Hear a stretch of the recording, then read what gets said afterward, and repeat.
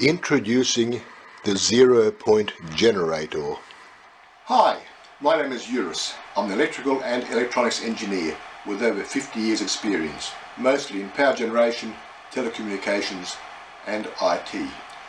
I've always been very interested in cheap energy production, especially from the so-called 0-point energy.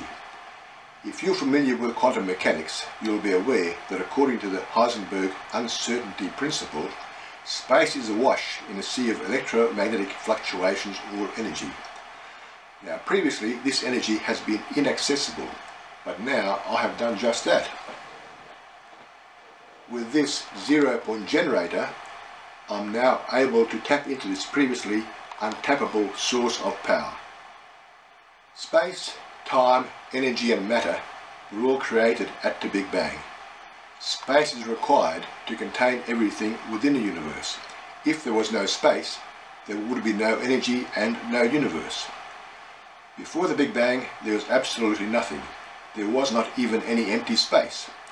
Now this is a difficult concept to understand, but it is vital in understanding the operation of my machine.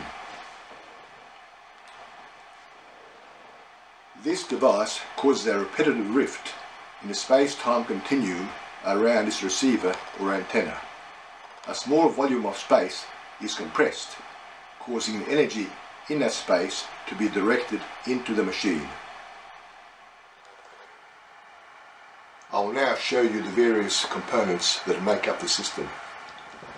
Obviously the main one is the 0-point generator. I'll show it to you from all angles.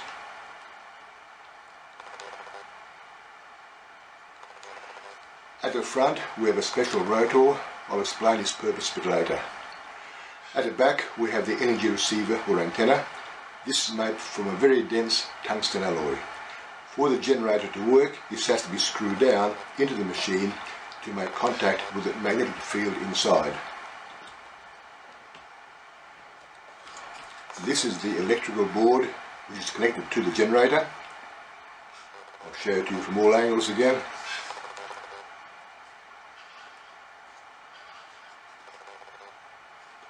There's nothing really special about it. Now this contains several modules. Firstly, one of these modules determines when there's sufficient power coming from the generator. It then turns on the other modules which convert the raw power into 240 volt electricity at this power point. I will now connect everything together. Firstly, we place the generator on the board so that it doesn't go walkabout when it's running. Now we plug in the connectors. We'll now need a load. For this purpose we're using these 4 240 volt globes. They're connected in parallel to a lead and a plug. I'll plug it into the power point. Now the power point is on, but the lights are off because the generator is not working. To start a generator, we have to screw in the receiver, then give it a manual turn. The generator will now speed up until it develops enough power to activate the modules and provide electricity. This generator will work indefinitely with no cost and no maintenance. I'll now turn off the power point, unplug the lights, and I'll now plug in something that requires a bit more power. This domestic heater will do fine.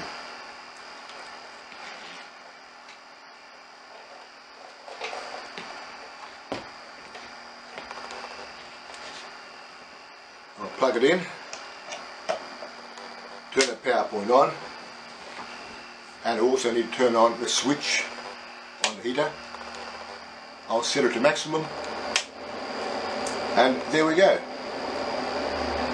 This will now heat the home indefinitely. Now you may have noticed that I turned the power point off a couple of times while the generator was working. This is not really recommended for any extended period of time. When a generator is working, we should always use the generated power. If there's no load, the generator power will simply start warming up the generator, it'll overheat and eventually self-destruct. So if no power is required, we have to turn the generator off by removing its source of energy, which is the receiver. The generator will now stop. I'll now try to explain the operation of this device in a bit more detail. Basically it consists of two halves. At the back we have the energy receiver and motor. At the front and mounted on the same axle is the power generator. Now the main component of the motor is its central armature, which consists of an intricate array of various sized neodymium magnets mounted radially in a precise Fibonacci sequence. During rotation, this causes a repeated magnetization and demagnetization of a volume of space around this receiver antenna. Now magnetism as well as gravity will warp space, and that's what happens at the receiver antenna. A tiny bit of space is repeatedly collapsed and then expanded at the frequency of rotation. Now during the collapsing phase, the energy contained within a space has nowhere to go except through the receiver into the machine, where it is dissipated as a turning force. Now this device is only possible because of the very precise arrangement of the magnets in the Fibonacci pattern.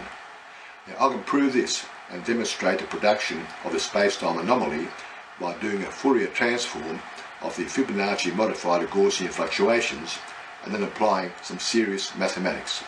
But that would be outside the scope of a simple presentation. Now, rotation of the armature is what provides the energy transfer.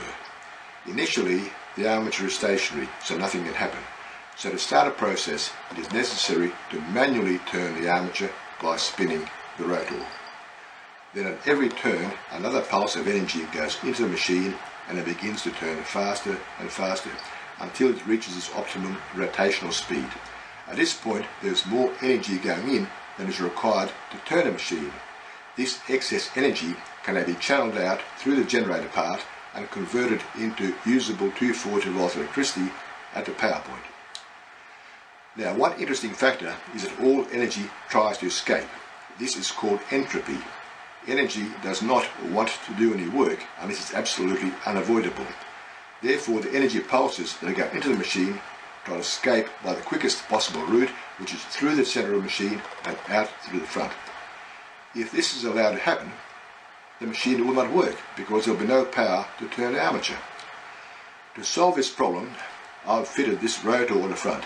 This contains two high-strength magnets, which during rotation creates an efficient magnetic shield which bounces the energy pulses back into the machine, where they stay until they are used up as a rotational force.